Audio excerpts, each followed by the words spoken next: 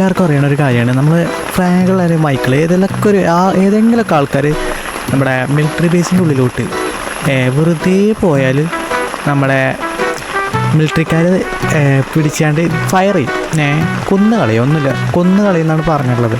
അപ്പോൾ ഇന്ന് നമ്മളാണെങ്കിൽ നമ്മളോടൊരു ഫ്രണ്ട് പറഞ്ഞാണ്, ഒരു മിലിറ്ററിക്കാരൻ നമ്മളെ കൂടെ ബൈക്കിൽ കൊണ്ടുവന്നിട്ട് നേരെ മിലിറ്ററി ബേസിൻ്റെ ഉള്ളിലോട്ട് കയറാനാണ് പറഞ്ഞത്. അപ്പോൾ ഒരു പ്രശ്നം കാലൊക്കെ വരില്ല എന്നാണ് പറഞ്ഞത്. അപ്പോൾ നമുക്ക് എന്തായാലും ഒന്ന് നോക്കാം ഗൈസ്.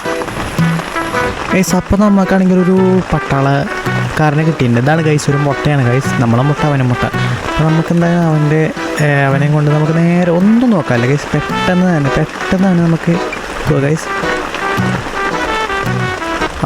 ഇവിടെ എത്തിയപ്പോഴാണ് ഗൈസ് നമുക്ക് വൺ ലെവലും കാലിലൊക്കെ വന്നത്.